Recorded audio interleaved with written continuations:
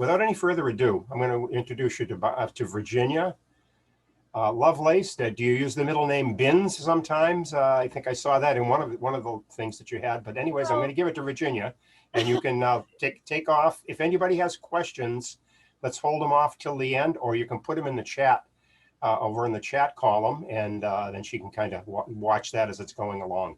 So with that, Virginia, you go ahead and take it away, and I'm going to mute myself.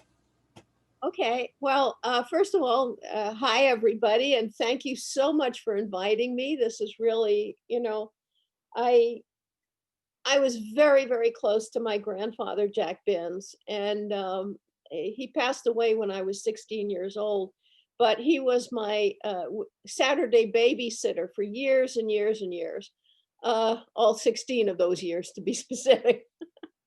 And I saw a lot of him at other times as well. And while, say, my baby sister was napping, because she was my baby sister, I would get to talk with him. And so what I'm going to tell you is about his story, but it's of course filtered through yours truly. And so I'm just going to see how this is going to work. I'm going to do share screen.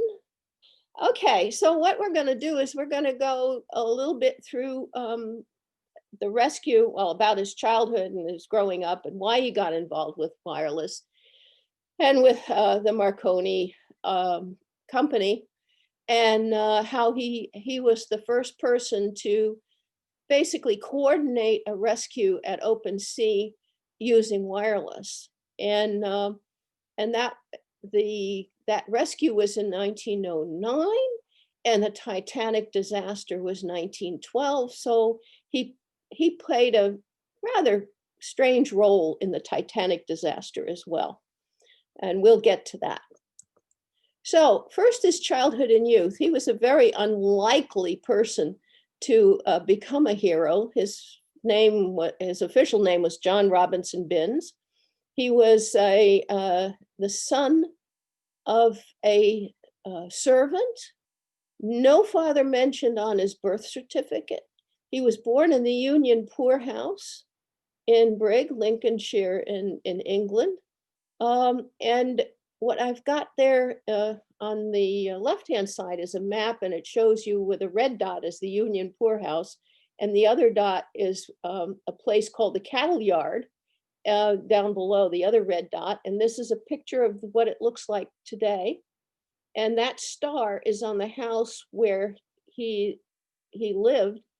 And there were 10 people living in that house. In other words, they were not exactly well-to-do. But nevertheless, he had a baby picture taken at some point. And there he is, just a little tyke. And yeah, so he started out really in a, as a poor boy. And so because he thought he was an orphan, but point of fact, his mother didn't die till 1925. So he was not really an orphan, but he was raised by his uncle and his two uncles and his grandmother.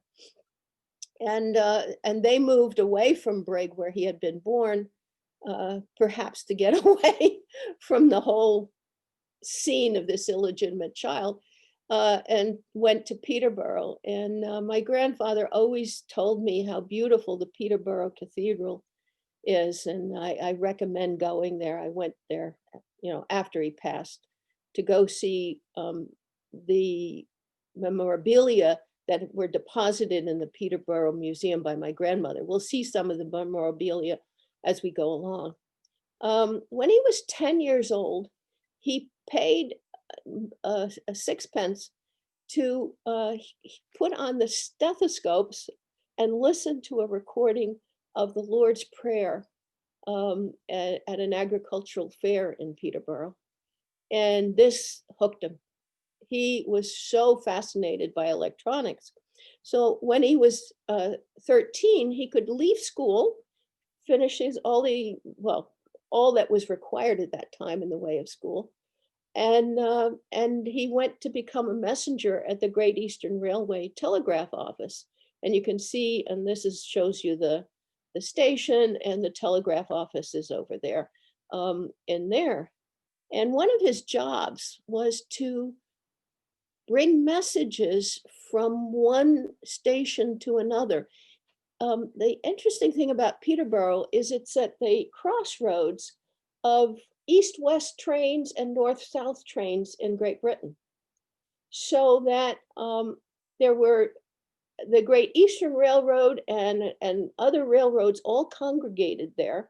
And one of his jobs was to take messages from that telegraph office to other telegraph offices of the other railway lines in the area. And in order to do this, he would go through, this shows you the marshalling yards. And he went under the trains. This looks very empty, but in those days it was quite full, as you can imagine. And he would crawl under the trains to go to the other stations. We have one station here in the foreground, and there's a couple in the background, and there was one on the other side of these tracks. And there were actually 4 different stations at that point that he had to bring messages back and forth around.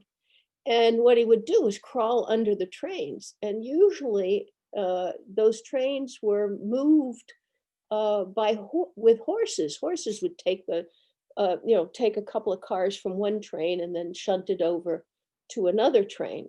But this one time when he was 14, they had attached a real locomotive to the train.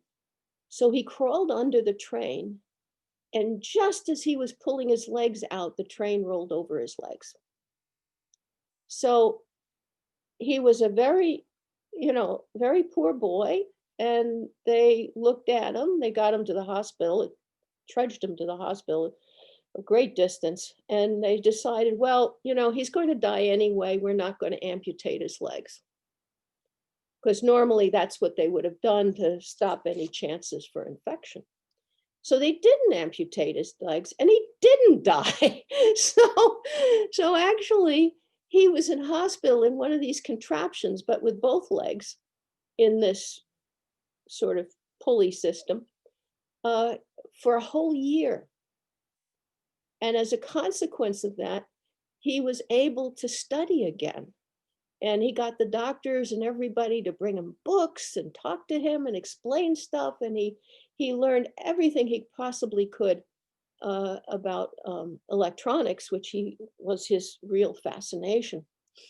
So when he finally was able to walk again, he returned to work, and then he became a junior operator, because now he knew a heck of a lot at this point.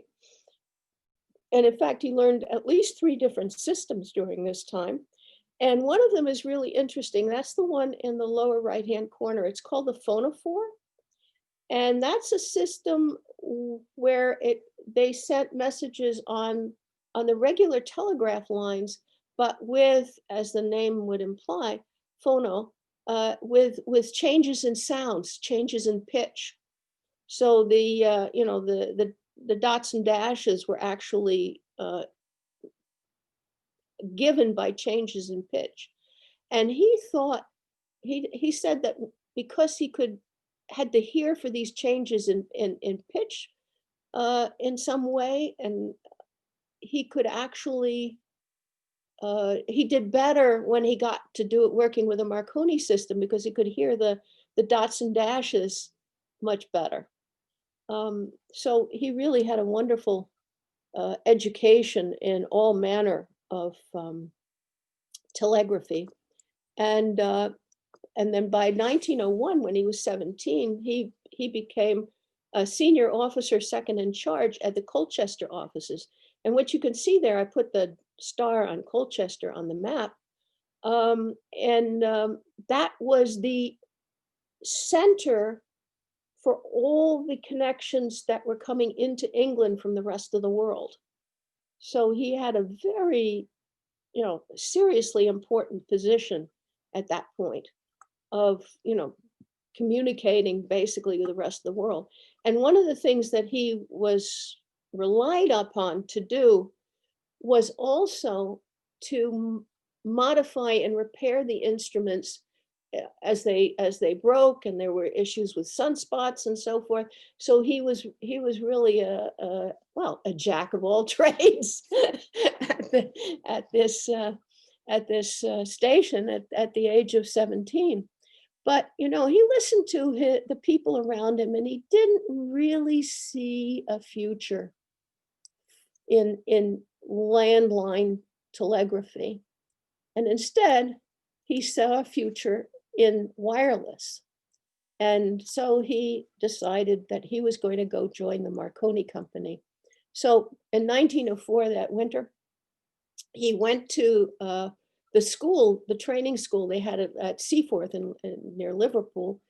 And because of his previous experience, he was able to get through the training in 3 months. I also might add, he was pretty bright, but that's that's my bias.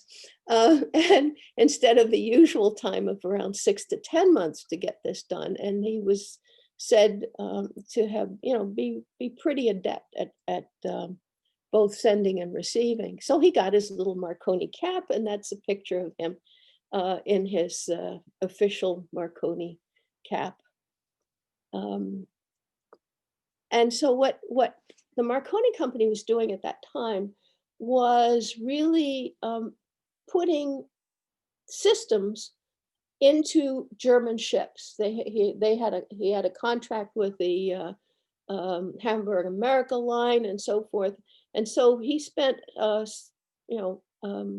3 years on a variety of German ships, and these are some of them that he was the telegraph person on. This also meant that he went off to well, let me just go here and then I'll go back to that one. It meant that he was also assigned by Marconi to, well, basically send out wireless messages and listen to any effect of the, being above the Arctic Circle, any effect that would, that anything that he would observe as he was sending messages out in the Arctic Circle. And the way that happened was he went on the Blücher, and the Blücher took North Sea cruises every year at that point. And so he got, in July of 1906, he was able to send out a message, but again, that may have been the first wireless message sent above the Arctic Circle, but there wasn't anybody to receive it. So but it was in the newspapers that he had done this. One of the other jobs, there were 2 jobs of interest that the Marconi people, operators, had to do. One of them was they were the official franker for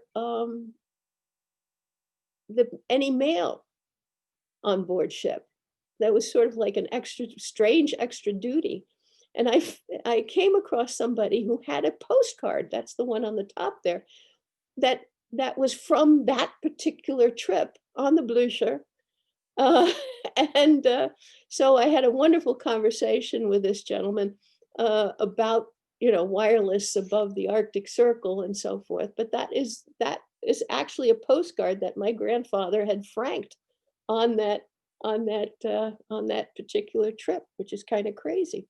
The other job that they had to do was to receive news from the world, and that then send a written version of it down to the ship's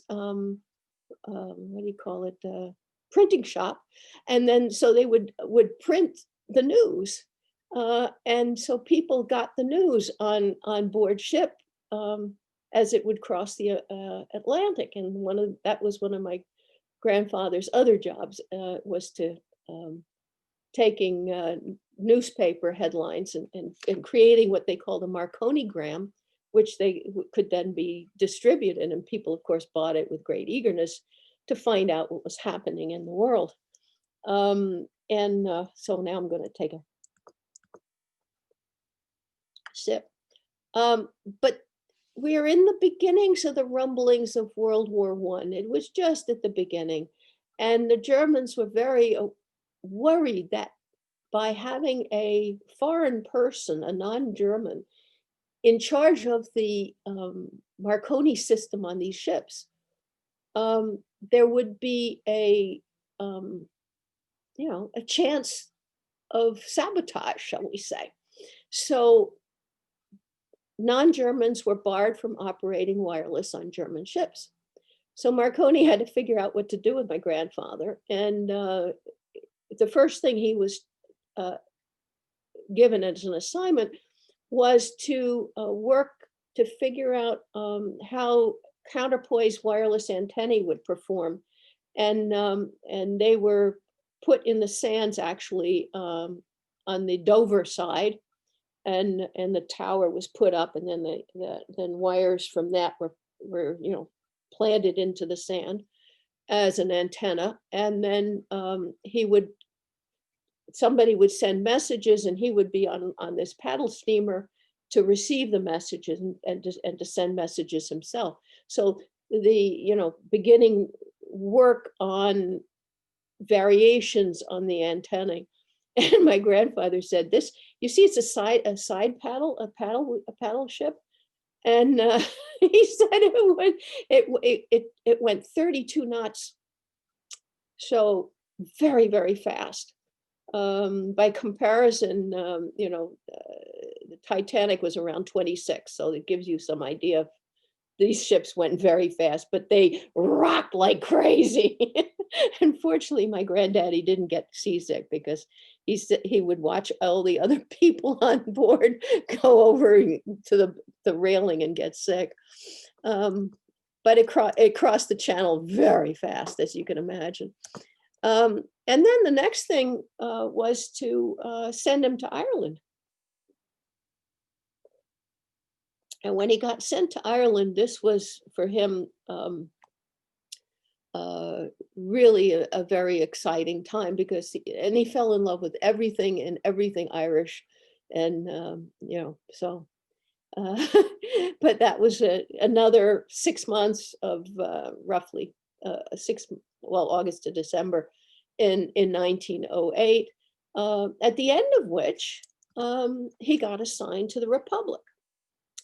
And this is a picture of the Republic in much better days. And in order to do that, the British government decided that everybody would have to obtain a certificate of proficiency in radio telegraphy if they were going to be on an English ship. So this is a photo I took of his certificate, and his holder's practical knowledge of adjustment was tested on a Marconi set of apparatus, and his knowledge of other systems is shown below, but they didn't test him on anything else. So there's the line across. And so that's his certificate, and he was certified. So now he could go on the Republic. Now, the Republic was a luxury liner in the White Star Line. And in the winters, so now December, it would go on cruises from the US to the Mediterranean. And so on Benzie, I'm going to call him Benzie, my grandfather's first cruise, they went to the Mediterranean, and at that time there had been an earthquake. More than 100,000 people were killed in this earthquake, and you can see in a picture of what just the sea road looked like after this earthquake in Messina. And in fact, the Republic went and brought provisions to the survivors of the earthquake at that point, and basically gave all the food that they could spare, and then headed back home to the U.S. Well, it was an English ship, but the home port was New York City for the purposes of these travels. So there he is. And now here's a very interesting question. This, as you can see, comes from a newspaper, and it's said to be a Marconi station, White Star Liner Republic. Now, this particular photo, in variations of being one direction or reversed, was in numerous newspapers after the accident that we're going to get to. But in point of fact, I think it was a generic picture of a radio shack. And it was, on so many of these ships, these radio shacks were just an afterthought and not integral to this construction of the ship at that time. So, they built this little cabin on the top, and this is sort of a generic version of it. As you can also see, that it's high up, and you can see the up antenna or up and down antenna sitting there going to it. Can you see that on the photo, I think? Just above the cabin. There was also this sort of generic picture of wireless equipment, but it fits my grandfather's description of it. And what you see there, I put letters around, and A is the, what do you call it? The sending antenna. B shows you there were light bulbs on it, and when it was in proper sending state, those light bulbs would light up. In other words, when you got the voltage high enough, and not only was there a spark, but you also had the light bulbs. And C is the jigger, D is the Leyden jars, E is the spark gap, and F is just a little reel that was sitting there for the tapes. G is the key is below G. H are the coherers that Marconi used, and I is the the receiving antenna to go down to the coherers. Does that all make sense? Good. And also, of course, on this little cabin, you had a bed. And what's not pictured here is the chair that my grandfather would have sat upon.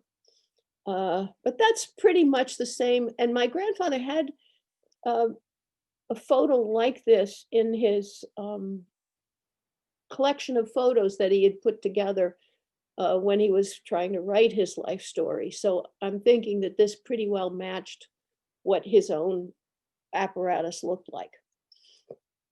Although I think he had a separate little place for his bed. It was a little bigger than that. So, collision. The first thing is that the Republic was heading out to go on another one of these Mediterranean cruises, heading out of New York. And the Florida was coming in to New York Harbor with refugees from that Messina earthquake I showed you the picture of. And what should have happened was what's shown in the middle picture in the fog at 5:30 in the morning on that Saturday, that the Republic should have gone one way and the Florida should have gone the other way, and they should never have come into collision. But the next thing you know, my grandfather is fast asleep in his bunk after sending messages until 3, 4 in the morning, and he's thrown from his bed. And horrible crashing noises and grinding noises as the bow of the Florida actually ground its way past his cabin and down the line on the deck. Just to show you where these ships were, and also we'll come back here. Here's the Republic, here's the Florida. Can you see my pointer at all? Okay, good. Here's Sconset, which is going to become important. Here's the Nantucket Lightship. And the Florida really didn't have any communication methods really at all. But the Republic had Marconi, plus the Nantucket line ship, though it did not have wireless at that point, it did have an underwater bell, so that you could tell where you were with that underwater bell. Here's of course New York, Long Island, New York Harbor here. We're going to be bringing the Baltic in to help. These ships also eventually made their way to the collision site.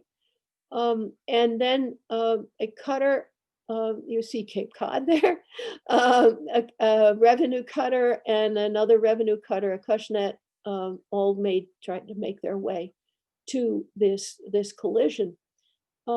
So just keep that sort of map in mind. But this shows you what the deck of the Republic looked like. This is a photo taken by the chief steward when dawn had finally come, showing the state of affairs. And in the back here, this was a deck, and this is the radio shack. And the radio shack was right under, it was that the roof of the radio shack was actually this deck, and that deck had been, its support had gone, so it tilted and sort of opened up the top of the radio shack. And then the bow of the Florida actually raked along here, so you can see the gouge that it made right here along there. And of course there's wreckage of the railing of the deck. There was a lifeboat here, which was gone. And all of this wreckage. What you see here are 2 shrouds, actually. A total of 7 people were killed, and they were all killed as a consequence of the actual collision. Everybody else was rescued, as we'll see. And here he is, the carpenter's assistant with a rope to do soundings to figure out how far, how much the ship was sinking. So that gives you some idea of the mess. But what really was the bigger problem was not this chaos up here, but the fact that right under here was the boiler rooms of the ship. And the Florida had smashed a huge hole in the side of the ship, right where the boiler rooms were. And water was, gushing in there. And fortunately, and my grandfather says, what he did was, what he should have, expected. But what took real heroism in his own mind was the fact that the boiler room people turned off, let go the steam, so it would, when the icy cold seawater would hit the boilers, the whole thing wouldn't explode. And then in the dark, because all the electricity went out with this accident, they managed to get out of the boiler room and save themselves. So they saved the ship and they saved themselves. And my grandfather says they were the real heroes who realized, gosh, I got, do something right now to save the ship. But my grandfather was the one to send out the CQD. And I just want to give a tiny history of the CQD and SOS, just to remind us all that Marconi adopted CQ in 1902 from the wired telegraph signal. And the reason for the CQ, it isn't seek you, but C is a call, and then Q is a letter after which there would be a U in any English speaking world. And so when it isn't followed by any particular letter, not calling somebody specific, but no, in other words, no you, it meant calling all stations in the wired telegraph signal world. And Marconi was trying to figure out, there were some misunderstandings. And so he added the letter in 1904, he added letter D to this system just to, mark distress or, needing help. Meanwhile, the Germans had this convention, and they thought that having the SOS, which doesn't mean anything, but is very recognizable as a, as a Morse code pattern. And so the Germans introduced SOS as the Morse code pattern. So, people have put CQ, seeking you danger, right? And SOS, save our souls. But it really, none of it really had any word significance at all. But at the Second International Radio Telegraphic Convention in Germany, they adopted the SOS to go into effect in 1908. And this accident was 1909, just to remember that. But the US didn't ratify the convention. The US is always a bit slower than other places in ratifying these kinds of things. And so it was not used by Marconi operators. They were still assigned to use the CQD. And that's why you got that confusion at the time of the Titanic sinking. Do we send SOS? Do we send CQD? Because it was not effective at the time of the SOS was not effective for the Marconi people at the time of the sinking of the Titanic. And by the way, on one of his assignments, Binns was especially assigned to a trip across the Atlantic. Secretary Taft had to go very suddenly back to the U.S. He was on a grand tour as Secretary of the Navy, but he you remember, he was huge, and he managed to sort of get into my grandfather's Radio Shack and talk with him when on this emergency trip back to the U.S. on the President Grant. And my grandfather made a real push to get that treaty, that convention ratified, and maybe or maybe not had some influence on Taft. So here he is. His shack is now half destroyed. One of the walls is gone. He managed to find his apparatus, which was scattered. His Leyden jars and so forth. He put it all back together. But in the dark, he managed to break his key. And it turns out that Tom Pereira, who has a beautiful collection of keys, had a picture of this particular key that corresponded to the one my grandfather had, which had this side lever. So in order to send, he had to hold that side lever. He broke it off. So he had to hold it tight to be able to send his messages. But that's the kind of key he was using. And who picked it up? Well, the Marconi station at Sconset picked it up. And the person who picked it up specifically was this fellow, Jack Irwin. And if you ever want to read an amazing story, it is, and it has never been written in one place, however. So anybody who wants to write a good story, go for it, is the story of Jack Irwin, because Jack Irwin was a Marconi man who went on the first air trip with a Marconi system. On a Zeppelin type thing. And he'd been involved with attempts to use the Marconi system to go to the North Pole. And he was also involved with pushing the heterodyne system across the United States and to get everybody to have a radio in the United States later. So Jack Irwin was quite a person. Well, he played a role in this story too. Because he was asleep and feeling cold, we're January, bitter cold. And so he thought, maybe I'll put some more coals on the fire And so he got up and he could hear a very faint signal from his earphones that was on the desk there.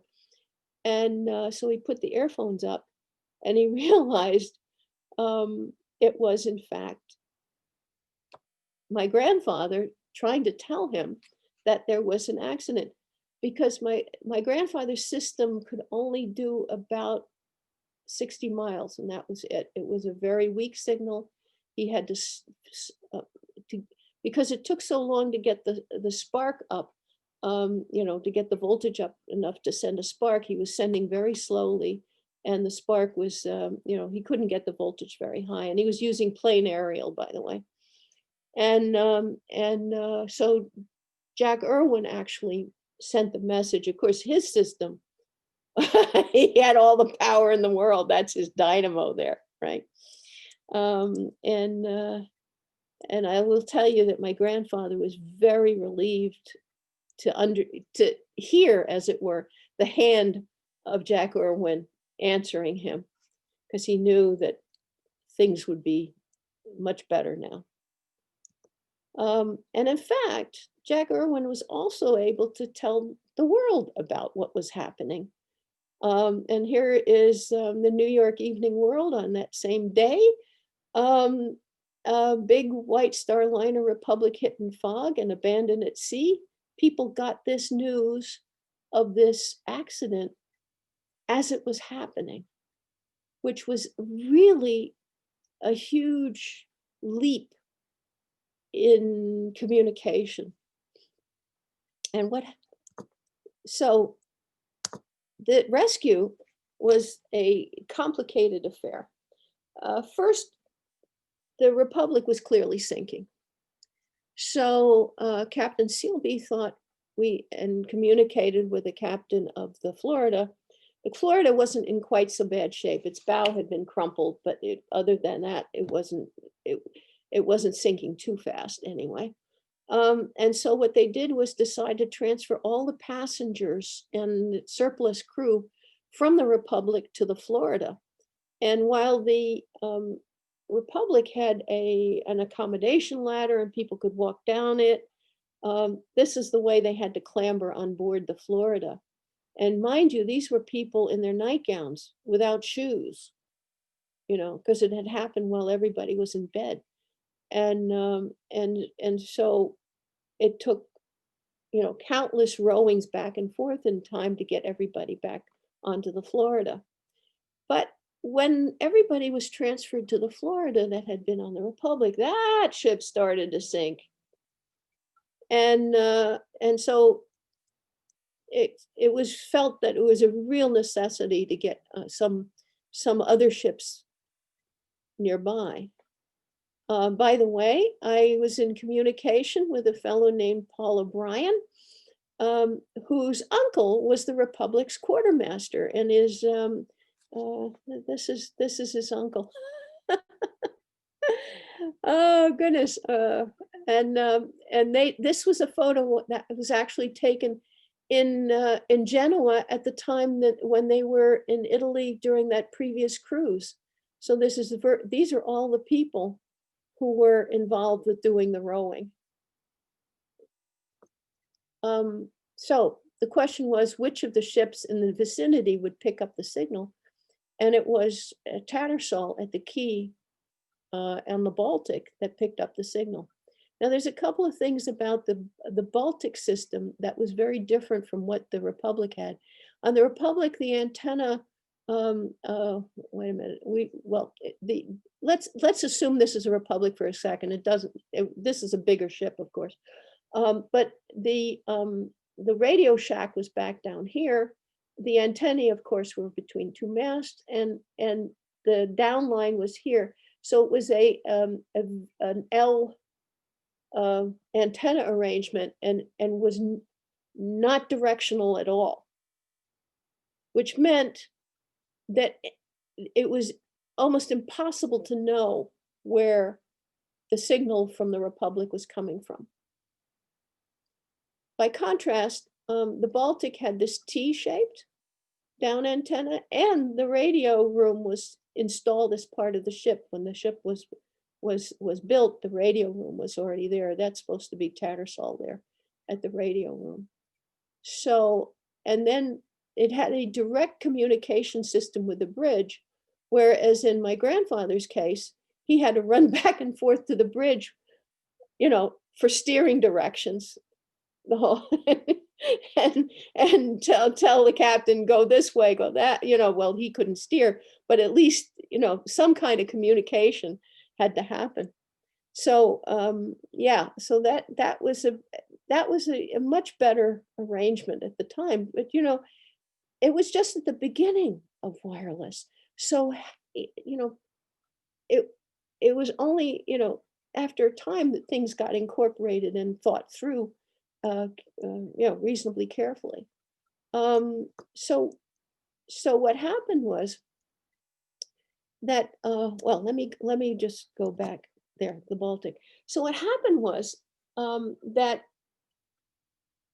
it wasn't until nightfall that they had managed to put all the passengers from the Republic onto the Florida.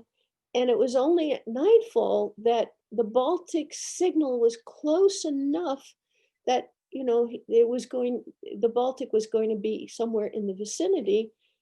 But of course, there was only oil lamps working on the Republic, no electricity, basically dark and fog. And so what happened was, with the steering directions that between the Republic and the Baltic, steering directions to the Baltic covered 200 miles that night trying to find the Republic. And finally, it sounded to my grandfather that the Baltic was getting pretty close, at which point the question was where the Baltic was with respect to the Republic. And so they decided that they would send, compare watches and then send bombs up. And when one or the other heard the bomb that went up, they could then say, okay, that's the direction, where to come from. First bomb, second bomb, third bomb, fourth bomb, fifth bomb, sixth bomb, nothing heard. One bomb left on the Baltic. Republic, no bombs left. And so my grandfather had everybody lined up in a circle facing outwards on the top of the, top deck of the Republic, and had them listen for the last bomb. And my grandfather, because he had been so used to hearing these very faint noises, that's what he said anyway. He heard the last bomb, and he was the only one. And then the guy standing next to him said, yeah, maybe I heard it too.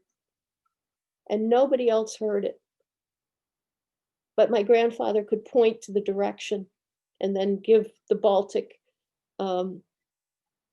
information how to get there. And so the Baltic came up very slowly. And finally, my grandfather was in the remains of his Radio Shack when he heard this huge cry. And it was the lights of the Baltic could be seen, and it was finally coming. So those wonderful people who had rowed everybody from the Republic to the Florida now took and rowed everybody from the Florida and the Republic over to the Baltic. So they had spent, basically another 12 hours rowing everybody across to the Baltic. And in fact, the Baltic went back to New York Harbor, and there's Captain Ranson of the Baltic, and everybody survived except the people who were killed in the actual crash, which was kind of pretty amazing and wonderful. Meanwhile, other ships came to the area, and this is a photo from a Sunday morning, so the day after the collision, and it shows the Lucania and the Republic and the New York in the area. This is again a photo that my granddad had in his box. And this is another photo. There was a lady, a Republic passenger, McAfee, who took this photo. Now, what I want you to do with this photo, because I'm going to show you another photo. This is the side that was not hit by the Florida. Whereas the other side was hit. And incidentally, my grandfather speaks of coming into the rear bridge, and so one of these people is my grandfather. But that's the good side, as it were, and they see the lifeboats being hauled up as the Baltic is passing the Republic to go to New York Harbor. This is the other side, and you can see this is very nice and regular here, and it's about here, and here's the big gash. They put a tarp, whoopsie, they put a tarp over it, and the bow of the Florida just went and raked everything from here to here. So you see this is all intact, and it should have been intact like that on the other side, but clearly it's not. And there was that's actually right here was where the radio shack was. And it is a miracle that that bow didn't take the antenna down with it. Absolute miracle. Because the antenna was strung between here and here, and then went down to the radio shack here. So that's the big gash. And there was water seeping in constantly. And this is the Florida. And once all the passengers got off the Florida then came back up out of the water a little bit and was less likely, it managed to make its way to New York. But this gives you an idea of what the bow actually looked like when it got to New York. And there it is in dry dock. And this is the overhang, and it's this overhang that did that huge gash that I showed you, and basically raked that whole deck, and then fell down of its own weight.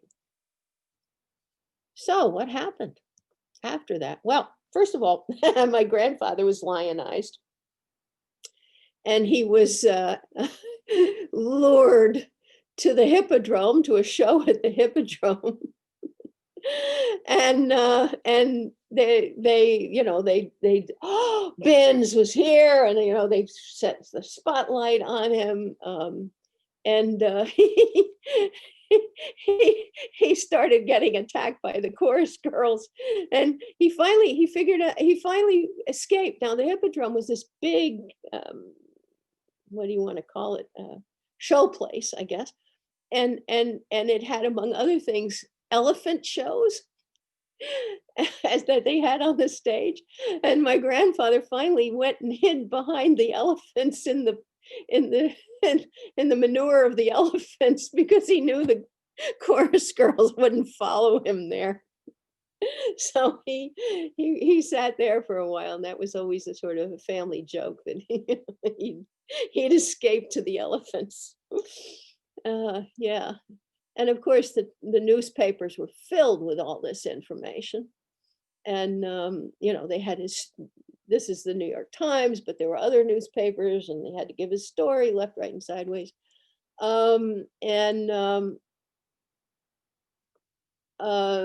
There was a cartoon, and there were songs made, and just a big hullabaloo about it. And what was interesting, though, is that Marconi was really eager to get him to join a show or something, and my grandfather did not want to join a show. He wasn't going to be, as he called it, a tin god. we'll see how long that resolve lasted.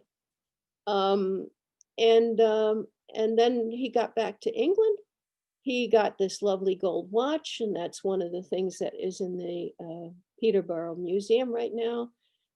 They had a dinner and concert, and there he is receiving his watch from Marconi. As you can see, this is Marconi here, and this is my grandfather.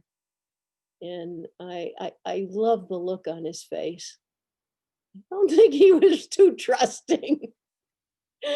And well, he might not be, because Marconi twisted his arm and, oh, by the way, yeah, well, we'll see how Marconi did twist his arm in a second.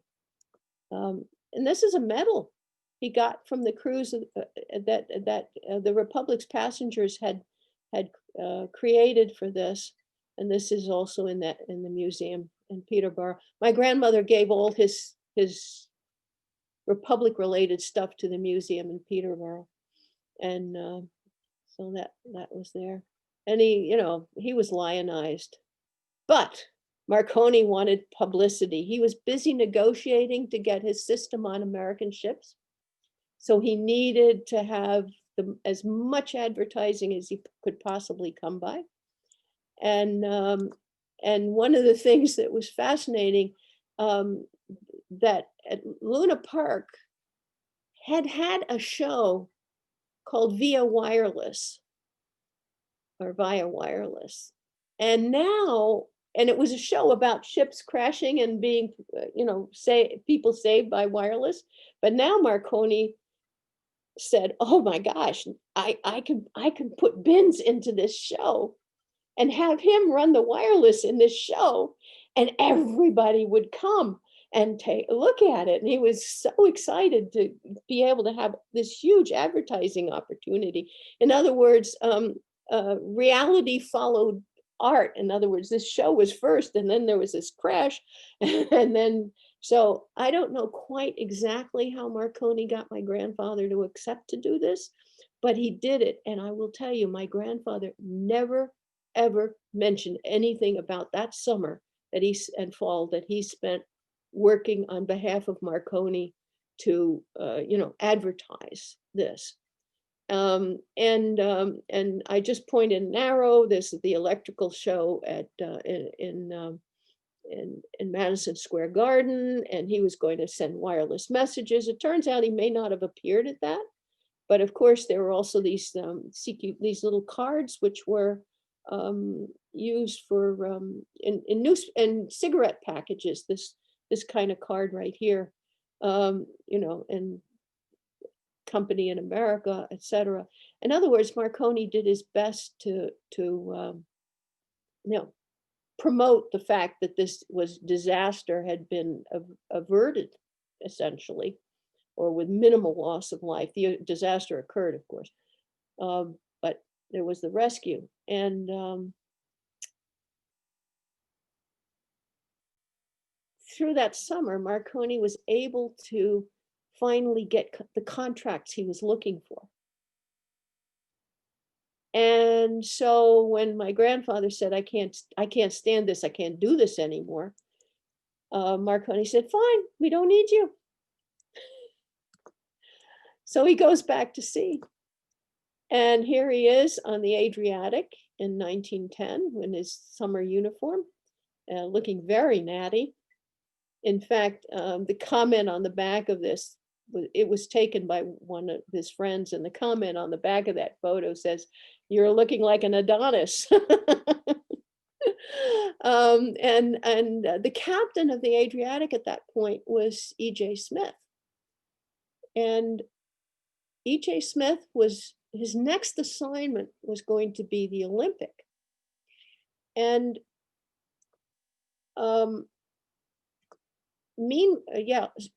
so he had the right, E.J. Smith had the right to take whoever he wanted of crew onto the next ship that he was going to be captain of. So as we'll see, he specifically asked my grandfather to be on the Olympic. And meanwhile, Edmund Silby, there was never an inquiry into the Republic sinking. And because there was never an inquiry, he was never able to get a captain's ticket, a master's ticket to be a captain on a ship ever again. And so what he did was he went to law school and became a sea law person. And then during World War I, he captained some American ships, where this problem wasn't a problem. But at that point,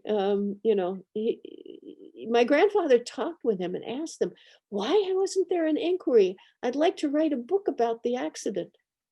And Sealby said to him, no, don't do it.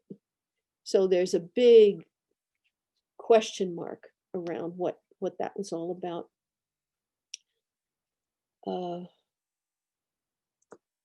Meanwhile, as I said, the Olympic was going on its sea trials, and my grandfather got on because Smith said he wanted him. And so it went on its sea trials from Belfast, to Liverpool. And when the Olympic arrived in Liverpool, my grandfather got a message from Marconi saying that he could no longer be on that ship. And Ismay had requested not to have Binns on his ships because it would bring bad publicity and I think bad luck in the back of his mind to his ships. So suddenly Binns was sort of demoted, as it were, to go on much smaller, less prestigious ships.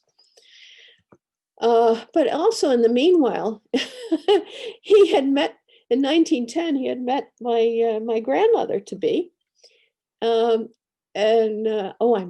might tell you, last night, my grandson was asking me about, photos of the family. And I happened to find a little postcard that my grandfather had sent to Miss Alice McNiff, asking her to marry him.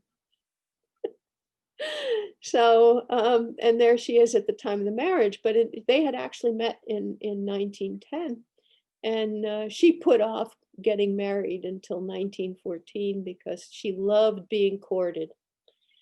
But meanwhile, the other thing that happened was that she said, I can't have you going back and forth the ocean, back and forth, back and forth. So he got a job as a newspaper reporter, and he started that job on a Friday. He arrived in New York from England on a Friday, and he started, he called in at the office of the Hearst Company on that Friday. The next day he was busy sort of learning the ropes, and then the Titanic disaster happened on Sunday. And so he in fact went to, Sarnoff says he was the only one sending messages from the Wanamaker store in New York City about the Titanic disaster. But in point of fact, my grandfather was there too. And what you see there is that wireless installation. And so he was working that and helping Sarnoff do that at the time. But then the newspaper got this brilliant idea that they were going to hire a tug and go out with that tug and a wireless installation that my grandfather would put on the tug and head out to meet up with a Carpathia which had the people who were rescued from the Titanic.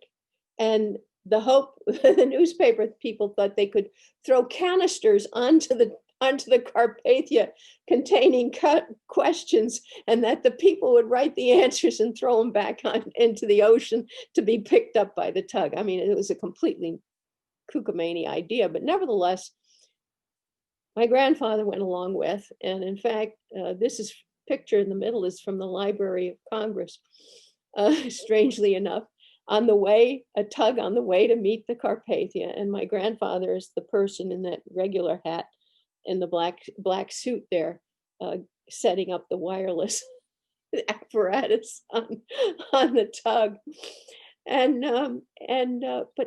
But what happened then was that the Carpathia's signal was relatively weak.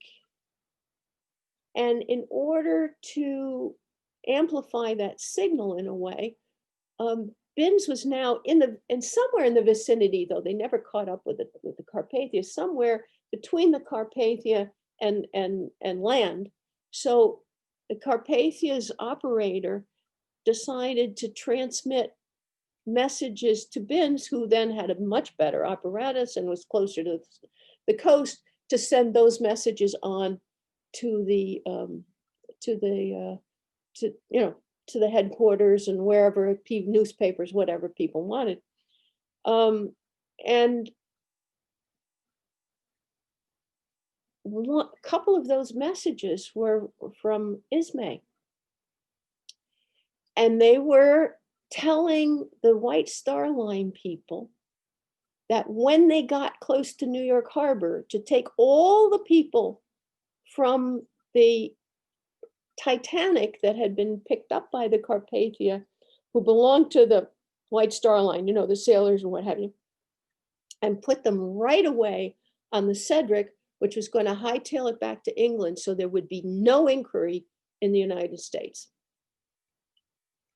And the question was, how do you divulge to the powers that be the content of a telegraph message, which is supposed to be secret or private, that you never divulge the contents of private? So somehow the newspaper people who were on board the little tug figured out a way to get the message to Senator Smith without Senator Smith knowing how he got the message, but just having it in his pocket. And Senator Smith was going to be the head, and was the head, of the inquiry in New York City and about the sinking of the Titanic. So now Senator Smith hightailed it to New York and boarded the Carpathia with subpoenas in hand. And that's why there was an inquiry into the Titanic disaster in the US at all. And that was sort of my grandfather's heretofore basically unknown contribution to that situation. And there he is. That's his wife in the green dress here. That's my grandmother. That's somebody who looks a little bit like the somebody you're looking at right now. That's my aunt. That's my mom. This is my sister and my 3 cousins. And it was always Benzie and his girls, because there's always been girls in the family, girl after girl after girl. But, sometimes you have a grandson like me, and that's my little grandson. So that's the story. I'm going to get back to us here. Whoopsie. There we go. Well, questions, answers. Virginia,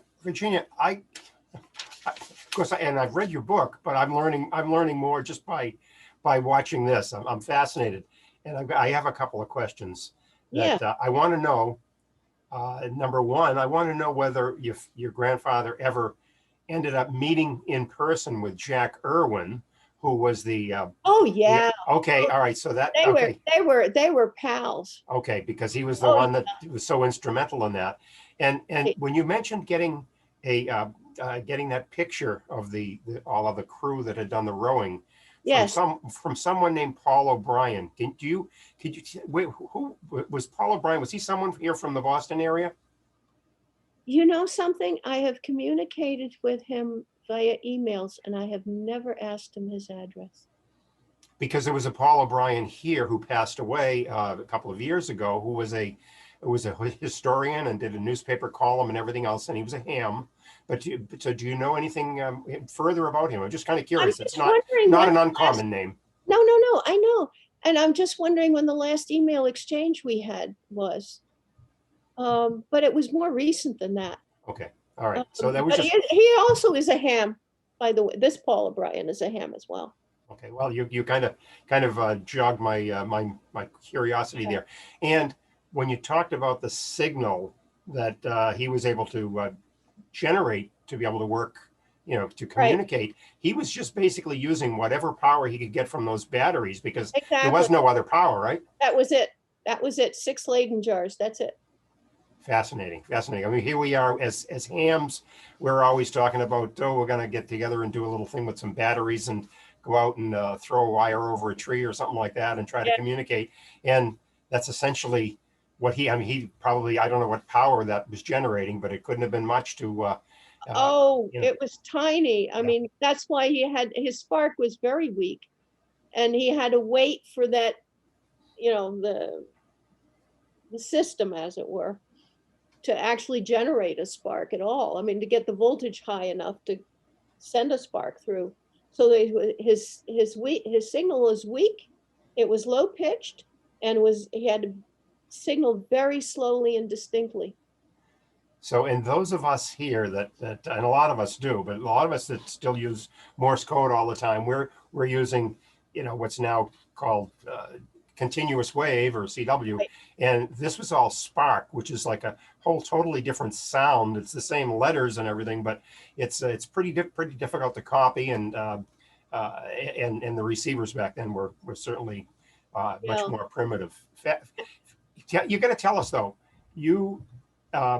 we were talking a little bit here before we opened this thing up. There's a PBS documentary. Do you want to at least mention what that is? That about the rescue at sea, because that's pretty informative piece. Yeah, Ben Luderman, who produced that for the American Experience, I basically gave him my grandfather's manuscript for that book, and he produced this movie as a consequence. And it was a long time ago. He produced a PBS show for the American Experience called Rescue at Sea. And he really did a wonderful job of putting that all together, I thought. But it's only a VHS. And, I've got it, as I was saying, I have a couple of copies of it, but in point of fact, it's never been transferred to DVD. So, and I'm, maybe within my lifetime. I've contacted Ben a while back when DVDs first came out to find out whether he would, or whether it was possible for them to do a DVD, and the answer was they had other things to do. Well, I think with PBS though, a lot of the stuff that they have in their archives is viewable through the PBS website, and it may even be that for fundraising purposes they have maybe it's possible. I looked for that, and the website isn't, to the best of my knowledge. Now, mind you, there are ways of getting around the web that I haven't always, but I know that PBS itself doesn't really have anything about that American Experience easily available anyway. I'm supposed that you could go to those of us that have snooped around on the web a bit. Maybe some of us can find it, and whatever we find, we'll let you know. Right, because the other thing is funny. There was a song put together about my grandfather, and I was at Cornell at that point, and I knew the people in the Glee Club, so I had the Glee Club have them sing that for me for the for the webpage for the PBS, and it's also, they sang it for the, I think Ren used part of it for the for that video, but I'm not, yeah, I would love to hear that again. All right, well, I had that as a background screen, that Rescue at Sea, but it did not. I'll put it back up here in a minute. But that didn't reproduce. It kind of was pretty blurry. It was pretty poor copy. But listen, I'm gonna shut up. Let other people, if anybody's got any questions for you about this, Yeah. go ahead. Okay. Sending 20 words per minute with a straight key, not a broken one like he had to do Yeah, after that collision, but sending 20 words per minute for hours on end with a straight key is kind of a it really does a job on your wrist. yeah, Many of the shipboard operators would at least as years went on get carpal. used bugs. They would use something, a mechanical Oh, yeah. key. Now you said he no longer after he got involved in the newspapers, did he ever go on and then had done, when was it that he officially had retired from shipboard operating? And then the second part of that was, do you happen to know whether he had done anything with any other, like a mechanical key to for sending on board? I don't know this answer to the second question, but it was 1912. It was just before, the Friday of the Sunday that the Titanic sank. Okay, all right. So that was, yeah. So they wouldn't have. That meant my second answer was void. Okay. Was Yeah. in there. Yeah, exactly. I can't let you go without letting you give a plug for your book, the book that several of us have in our possession and really enjoyed. But can you hold that up and just tell us a little bit about that? There you go. Rick's got his. Yeah, I wish I had I cleaned this house up for my granddaughter who was here over the weekend, and I don't know what I did with that book, that version of the book, but the essence of that book is now available on Amazon. I just put it, Friday, it went up printed. And when I say the essence, it has, a lot of the pictures, but the other thing I did with it, in other words, that book that you guys have is just like, and Got a lot of great stuff. Yeah. half of it is Yeah. annotations and stuff. But this one is really basically about the accident and its aftermath. But what I did was, I put the text, my grandfather's writings about the accident itself in here. And so that as a consequence, the heart of the matter, as it were, of the accident is in here, And so, for example, here's the picture of the Republic and where it was done, and there's a picture of the deck being destroyed, and so forth and so on. So yeah. So what I did was I thought, well, I had these long conversations with people because basically that thick book that you guys have, I did a sort of more personal printing of it way back when I was still at Cornell. But everybody said you need to have an index. So I inquired as to how to put an index in it.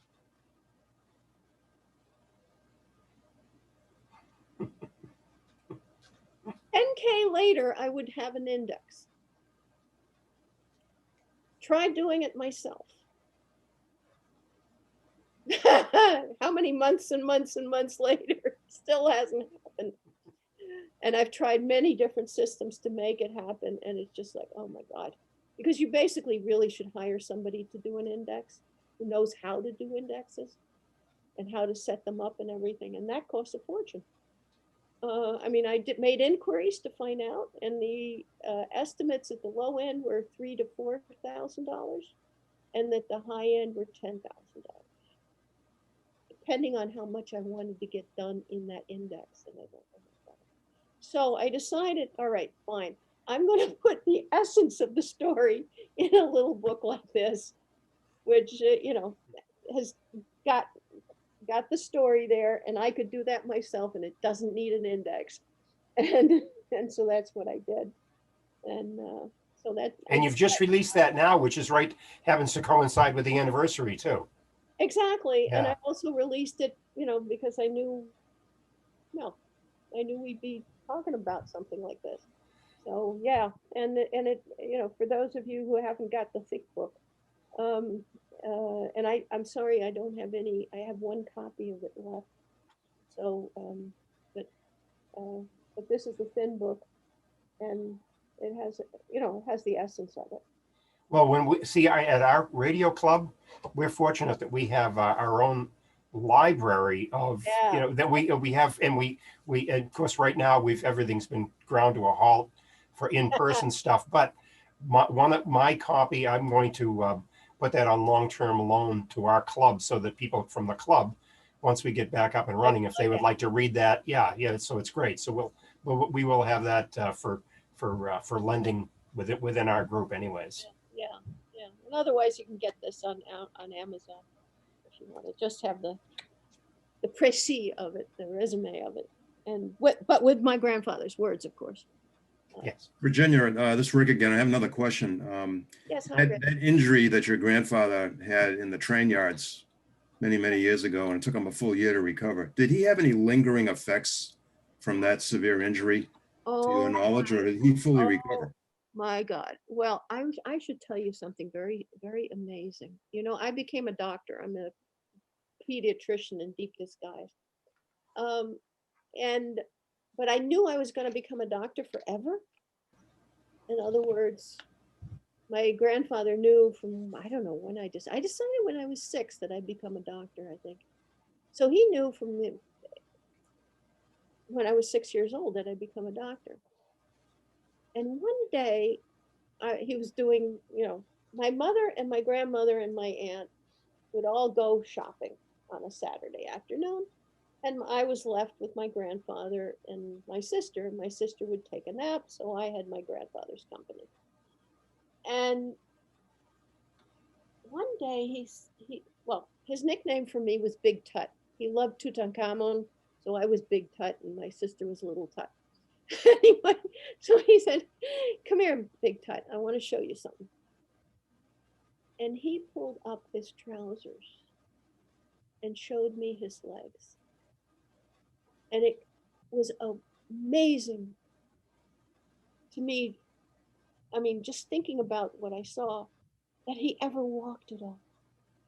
And yet, he was able to walk better than the recruits when he volunteered to be a part of what was initially Royal Canadian Flying Corps, and then he got transferred over to Royal in England to teach wireless and flying because he also knew how to fly. He could outmarch the recruits, the young fellas, and he was in his 30s at the time. If I can describe the leg, first of all, the bones were shattered, so pieces of bone came out of his leg during that whole time, and they were still pieces of bone. And in fact, those pieces of bone went down with the Republic because he collected them. I mean, it's a bit like me. Anyway, or I'm a bit like him. But he had a muscle and then just bone. And I don't know how that muscle, I mean, there was a tendon there, obviously, but that whole muscle in the middle part of his legs was gone. And so how that all reattached and got back together and he could walk is completely beyond me, but he could walk just fine. And run. I know, because he ran after me. Amazing.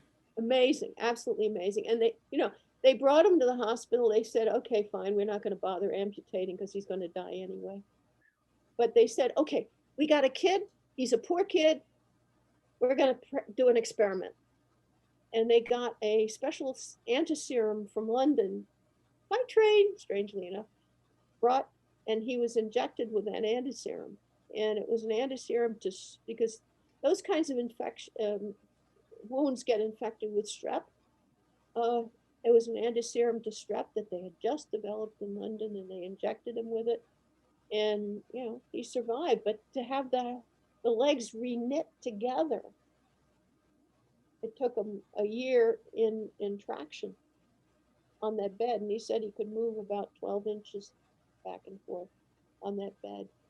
But of course, the thing about my grandfather was that he had a very engaging personality. I guess that's the right word for it, engaging, you know. People liked to talk with him. And as a consequence of this, he became the doctor's pet. I mean, he was there forever anyway. So they brought him books and he read and he asked questions and he, you know, so he got a chance to get the education that he never would have gotten had he not had that accident. So, you know, it's an ill wind, basically. And yeah. And actually, one of the things he loved was history, and one of my most cherished memories, aside from all the other ones, was going. Oh, by the way, he never showed anybody else in the family, except obviously his wife, the wounds that he had on his legs. He had never. My mother said she had never seen them, and my guess is he showed them to me because he knew I wanted to be a doctor.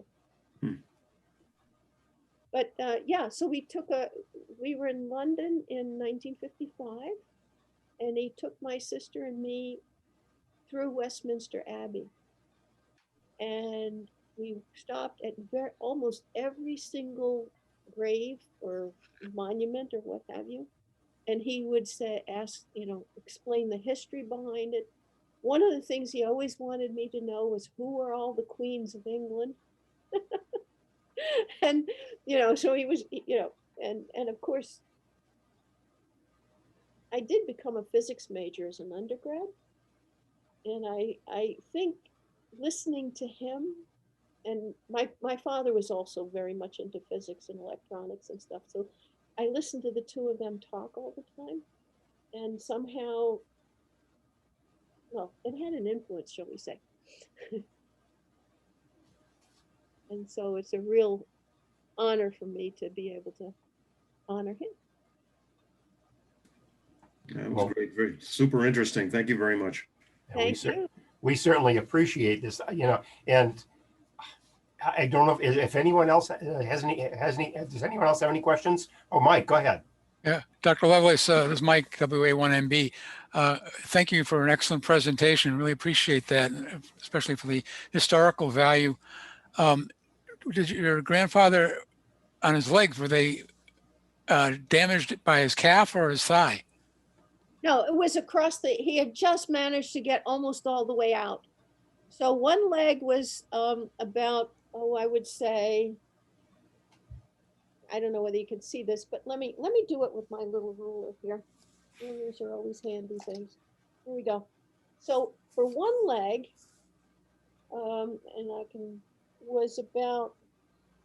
it was about 3 inches from the ankle where there was really nothing but bone. And the other leg, it started a little higher. In other words, one leg had probably gotten across before the other one a little further.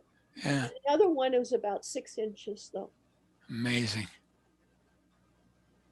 I mean, about the height of this little 6-inch ruler.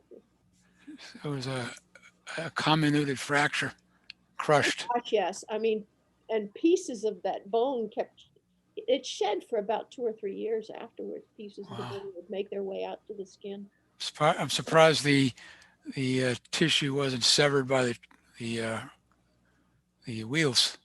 I have no idea how that all got knit back together.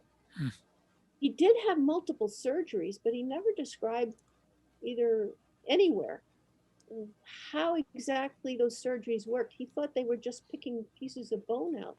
But Great. whether they managed to somehow glue back, I don't know how, because they didn't have the right techniques in those days.